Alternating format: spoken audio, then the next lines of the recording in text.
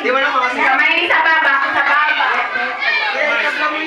Ito ay taong ginagamit ng Diyos para ipaalam ang mga layunin niya. Biblia.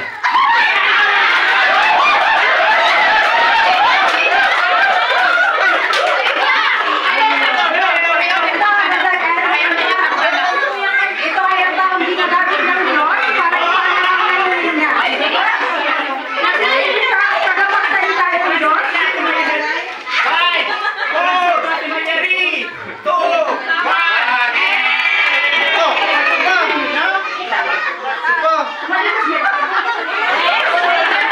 Ah, baka walang nakakuha ng tamang sagot.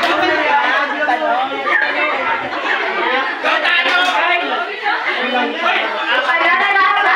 Oh, wala na ba sa confidence? Nakapangulo ka ba? Okay, kamay sa baba. Ayan o, plan sa baba. Ito ay mula sa salitang Hebreo na nangangahulugang magpahinga o tumigil. Magpahinga o tumigil. Ay, Magpahinga o tumigil. Yung magpahinga.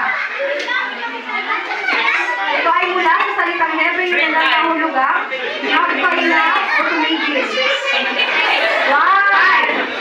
4, 3, 2, 1. Bang,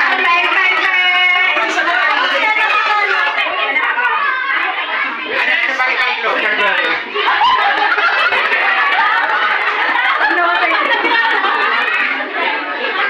Next player, kamay lang sa baba. Lang po sa baba. May point. Makinig na mabuti.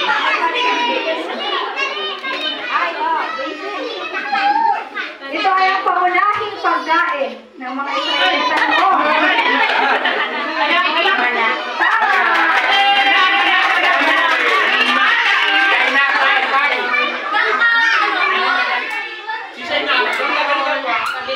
Gusto ko sige po eh.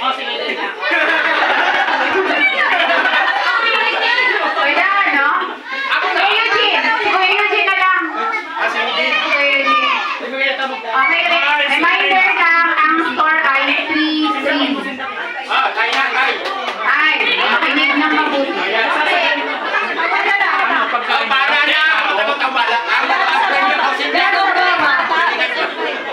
O, ito putuloy na dito.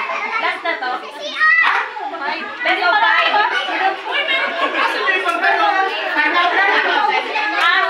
Pauna ka na lang paano? Okay. Kamay sa Hindi, lang sa baba. Sinasaliwan ito ng musika at inaawit ng mga mananamba. Halimbawa, kapag sama-sama silang sumasamba sa Diyos na Jehova sa kanyang templo sa Jerusalem. Hindi, tataas niyo ang flag. Hindi ko makasagutin.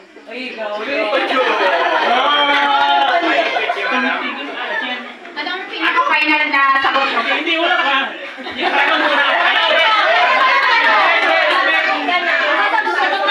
Opo, walang panong-panong. Mga awit. Ang sagot mo ay, ano pinaka-final na? Sigurado ka dyan. Salmo. Salmo. Ikaw, anong sagot mo? Awit.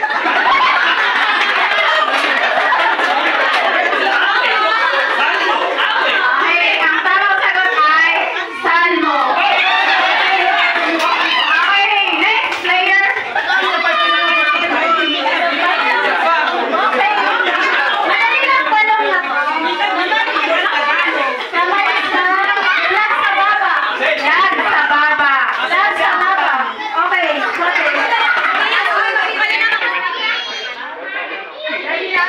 Okay na? Magandang parte o hardin.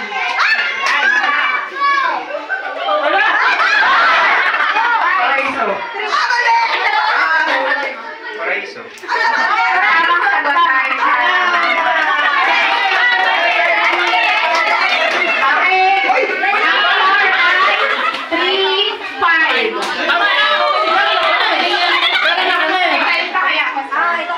Hindi nasagot kanina.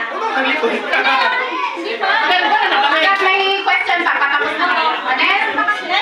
Next player. Alam na kasi sa mga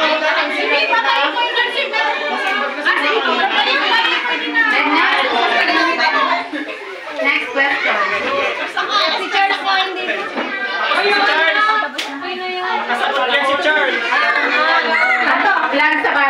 Ang salitang ito ay nauugnay sa digmaan ng dakilang araw ng